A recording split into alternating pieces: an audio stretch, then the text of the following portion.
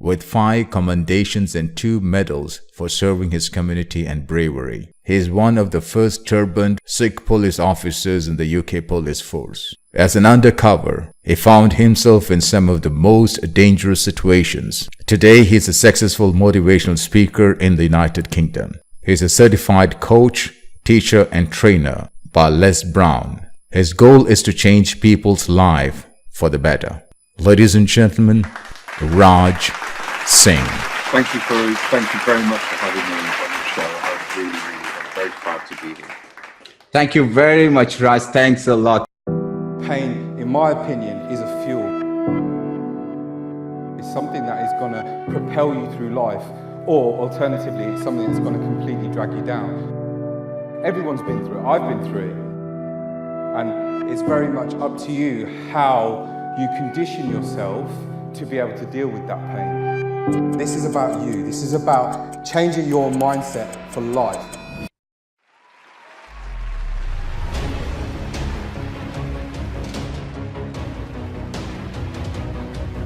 What inspires me the most about him is seeing his passion. Me and you are going to have this moment right now. I believe everything happens for a reason, and you were meant to be there at that point. Raj has been there and he's made the changes himself, and he's so passionate about everybody else being able to make the changes that they want to in their life as well. That's the reason they come here and see him. Pain is temporary. Raj had a dream. The dream was big, to form a company to help other people. And you have to be prepared to use that pain to your advantage. If you hear his story, there's no way that it won't move you. Revisit that pain. Revisit it because it's going to remind you why you are here today, why you're doing what you're doing in the future, in 10 years' time. Go back to it, respect it, understand it, because that is what's going to push you forward.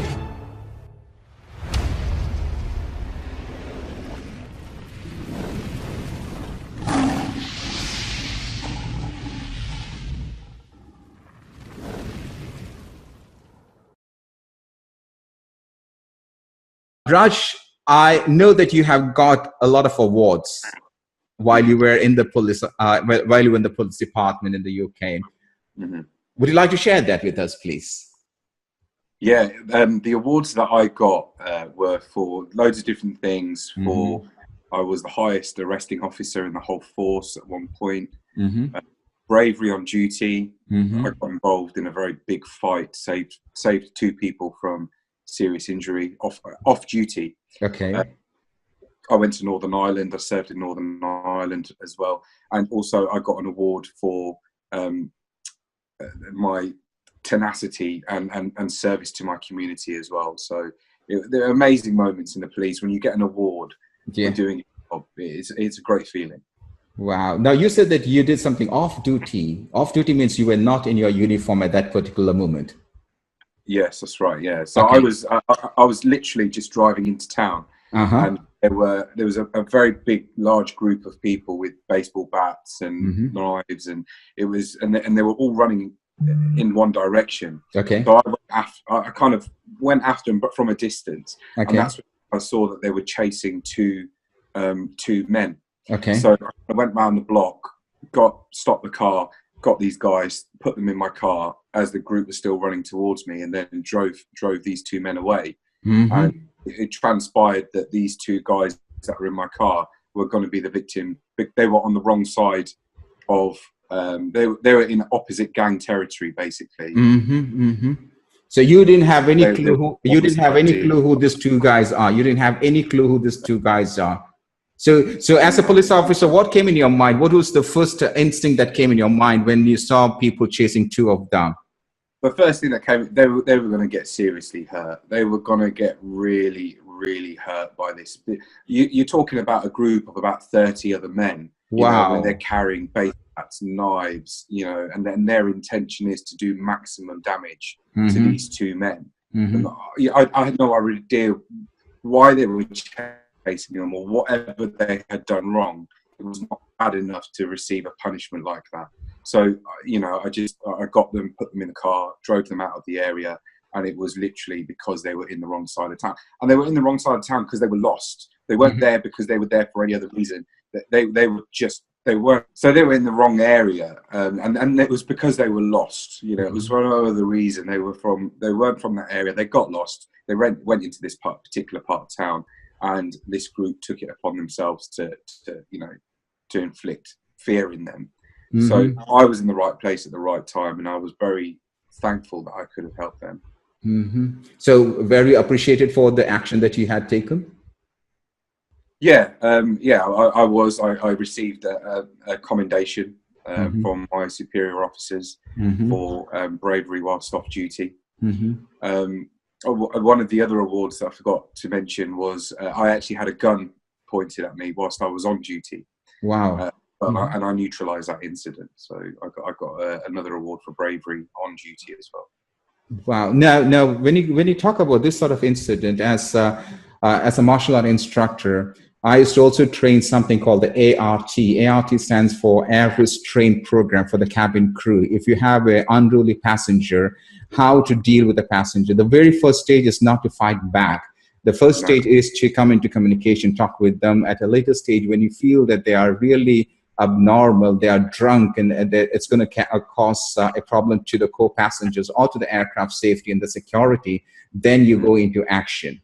So in most of the cases, the communication plays a major role. In your case, when you said that when you were under gunpoint, did communication play a major role in that particular case? Not in this particular case, because I know you're referring to conflict management. And yes, exactly correct. So at that time, what happened was I was on routine patrol, and I was with a colleague, and we were driving down the road, and literally coming the other way was a motorcyclist. Okay. And we could see that he was bleeding from his arm.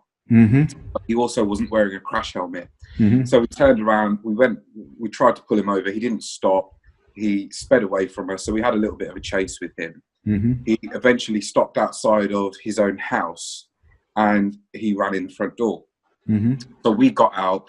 I looked through the window, and I could see that he was running out of the back of the house. Okay. So there was a gate at the side of the house, and I literally just kicked the gate in. You know, I've got really big shoes, so kicked the gate, ran down the side of the house, and literally as we could turn the corner, he was stood there holding the shooter up because he knew that we were around the corner. And my instinct was to move my head and just throw a punch. Okay. And it was like lightning quick, so fast. And he was, out flat on the ground, and we neutralized the weapon, and it was ready to fire. It was ready to fire as we came around the corner. It was just, but for me, the message there was, it just showed how quickly things could change from a motorcycle chase to a foot chase to having that could have been goodbye for me and my colleague. Yeah. So it was quite an experience. So, and we made the paper for that as well. Is it? Wow! Wow! Congratulations. Now, you never expected that. You never ever expected that he was armed. No, not at all. We thought he was injured. When we saw the blood, we thought he'd either been a victim of a crime or maybe he'd been involved in an accident. We thought he was injured. It transpired he had stolen the bicycle from outside of a pub, and as he was trying to get away on the stolen bike, somebody threw a glass at his arm, and it broke, and that's why his arm was bleeding. Okay. Raj, you are one of the few turbaned police officers in the UK. How proud is your community? When I first started, I was the first turbaned Sikh policeman in my force area. So in this part of the UK, I was the first one. Okay. And my community were very proud. My family were very proud. I was very proud. But it took a long time for the local community to adjust to that. I experienced a lot of racism when I first started. A lot. Okay. Which part of UK was that? That was Cambridgeshire. Okay, great. Yeah, that was in Cambridgeshire. Yeah. So it's a big rural. It's got a very big rural community, but a very big urban community as well. So when was the time that you realized that your community and the locals have started identifying you as an honest police officer? they realised, and I can tell you exactly when that happened. It happened when I transitioned from regional policing, so the police officers that are in the police cars, blues and twos, going to different jobs. They put me in a local area, so I looked after Peterborough city centre. Okay. So people were seeing me more. I was out on foot, but what they saw was that I was really cleaning up the city. I was very, I was firm, but I was fair and I was friendly. Okay. And I just really started cleaning up. You know, if there people committing crimes in the city centre, I was right on their tail. So when people started seeing crime statistics going down, but my arrest record was going up, wow, I then noticed a complete change from the community, massive change. I was being invited into places of worship to do talks. I was being invited to people's weddings. You know, it was it was the best experience that I felt in the police.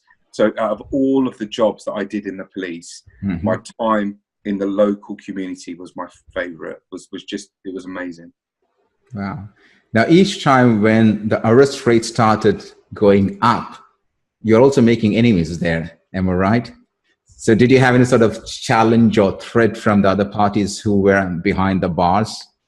No, not really. I mean, yes, I mean, you know, people don't like the police and people don't like to be arrested by the police. That's true.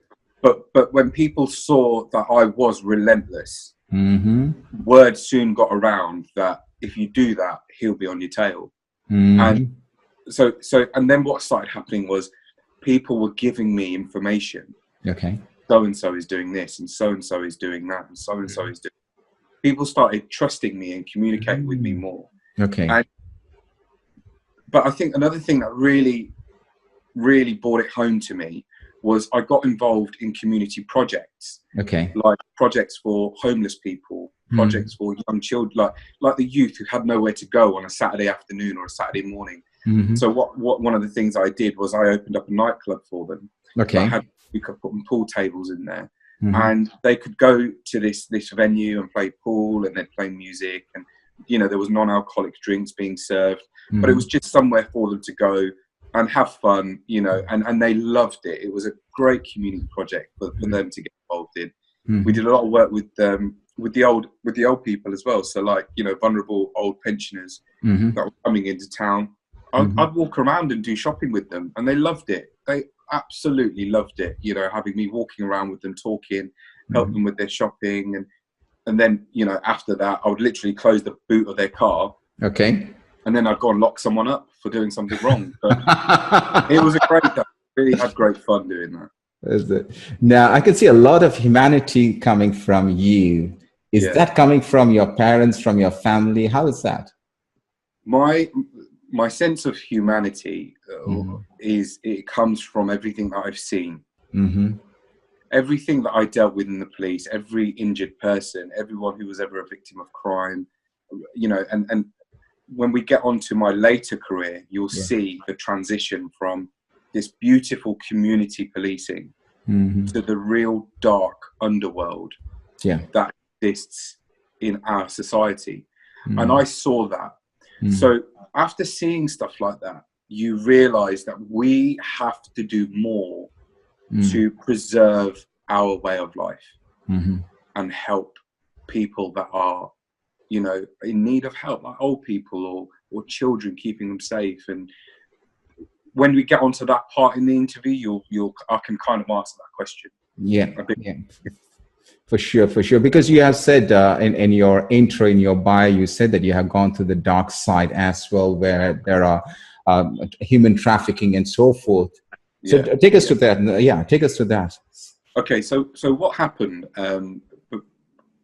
The transition from this community policing to this very dark element of policing came when not many people can actually pinpoint the actual minute that their life changed. My life changed when I went to an incident involving a child on a railway track. So I was called to an incident where a person I didn't know it was a child. In fact, I was told initially that the train had hit a cow. So I went along to this incident, and there were loads of people screaming and crying. And I walked up onto the track, and I could see the train had stopped further down the track. And as I walked along the track, I realized that the train had impacted a 2-year-old child. Wow. At 60 miles an hour. Oh. And that particular incident, the only thing I could do was take off my police jacket and put it over what was left of this child. Now, that really impacted me a lot at the time. At the time, it really impacted me a lot. So I came away from that incident. I just hit rock bottom. Like, I hit rock bottom. I wasn't sleeping. I wasn't eating. I couldn't go to work. I was crying all the time. It really just ripped my heart out. But eventually I managed to deal with that, and I dealt with that by speaking with the family. I'd go and see the family really regularly. This boy's mum, grandmum, we spent a lot of time together. And we kind of helped to heal each other. And then what happened was, I was asked by my force if I would like to consider joining the Tactical Strategic Operations Group, which basically is a lot of covert, undercover work, drugs work, prostitute, all of that kind of horrible stuff. So I said, okay, I'll do it. I then started getting involved in a lot of child sexual exploitation cases. A lot of child grooming cases, a lot of human trafficking cases. So we were going to sites, for instance, and we were observing people being kept in containers, living in complete squalor, but they were slaves. They were human slaves for their masters. I was in bushes watching this happen. And then we were doing surveillance on paedophile rings, people who were actively grooming children, and we were following them. And we were watching them, not obviously committing the offence of the exploitation side of it, but we were watching them approach the children and start talking to them. And at that point, we would jump on them and, arrest them. We would never let a child get harmed, it was just watching the mechanics of evil human beings. And that for me really opened up how bad things are. And although we don't see it, we don't really hear about it, when you have seen it, it brings home how much work we have to do to keep our children safe, to keep our neighbours safe, to keep everybody safe, and keep them away from harm. And that's something that we in the Lion team, we will drive home every opportunity we get.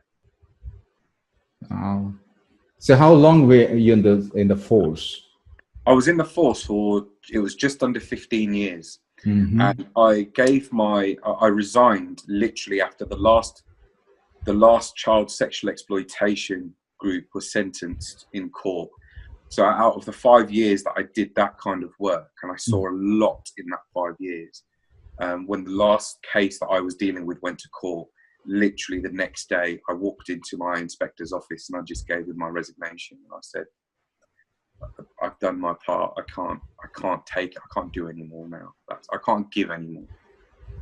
And that was a big thing for me, because I thought I would die a policeman. But now today you are a well-known motivational speaker, you're a coach, you're changing people's life. You took an entirely different turn, which is 180 degrees. Yeah. How did you become a coach and a speaker, and what made you to become a speaker? Why did you think that that is the best area for you where you can bring changes in people's life? If I'm honest, I never actually intended to become a speaker. Okay. It was never something that I thought I would ever do. When I left the police and I started my business, I went from strength to strength and business to so now I own 5 businesses. Wow. And I never thought I'd ever be a businessman. But with God's grace, I've got a fantastic team of people, and we work on these businesses and we grow them. And one of the businesses started because people started asking me about, oh Raj, how were you successful? Tell me, let me learn from you, and there was a few people I just helped out. I didn't think anything of it. I just helped them out, gave them some advice, spent a day with them, and then somebody said to me, you can get paid for this. So I kind of thought, okay. So I then, what happened was I went and I was diagnosed with diabetes type 2. Okay. So, and that was like it was like I was stopped in my tracks. The brakes had been put on. The businesses were going well, but then the brakes got put on. So what happened was I took on a diet. I started a new diet, and then I went over to Nepal and I climbed to Mount Everest base camp. Oh, and it was the most amazing place I had ever been. I spent time in the Buddhist temples. I volunteered at an orphanage. I just took in this amazing scenery. I can't even describe to you how amazing the scenery is. Waterfalls just spilling out of everywhere, and it's God's gift to us, and I saw it firsthand. So what happened was, when I came back, I then bought the company. The company that took me out, the trekking company, I bought it. Because I want more people to experience it. So that's something we're working on. Then I remember Les Brown speaking I used to listen to a lot of his stuff on YouTube. And one day I just thought, I'll see if he's coming to the UK. So I looked up on Les Brown, and then I found out he's got an institute in America. So I'll go and check this out. That's when I met you. That's when we met in October. It was because I thought I'd check it out. And actually, the relationship I built with Les Brown after that was amazing, because I got to look after him when he came to the UK. And it was at that point I told him my story, and he said, "You have got an amazing story. You need to tell this on stage." So I started telling it.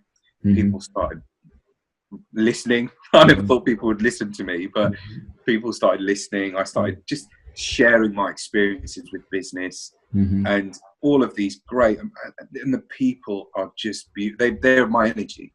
The people that I'm so honored to speak to are my energy, because I don't do this thing where a lot of speakers will stay backstage and be amongst speakers. I'm in the crowd. I'm outside talking to people and hugging people and taking photos with people, and they'll ask me, "Raj, what's your success? How is it this has happened, and how do you network?" And bang, and they'll get it from me. I love that. So speaking became a passion, but then what we amalgamate into my speaking is the message that if you want to have a business, I'll help you get a business. If you want to climb a mountain, I'll help you climb a mountain. But what I ask for in return is that you become a soldier of humanity, and you help to make your community better. Even if it's like feeding the homeless once in a blue moon, or if it's, putting on an event like an afternoon tea for the elderly people so they don't feel alone. Anything like that at all. And you are doing your part. So that's something that I really advocate a lot. But it was because of Les Brown that I started speaking. If there were to be 3 advices that you would like to give to the audience. Now, when I say audience, I'm going to give you two different scenarios. The first is the audience, which are the parents. What would be the 3 advice that you would like to share with the parents? Okay. 3 best bits of advice that I would like to share with parents is understand the threats to your children, especially if they're using social media or chat rooms, or if they have access to the internet in their bedrooms, so on their mobile phone, their devices and stuff like that. The second part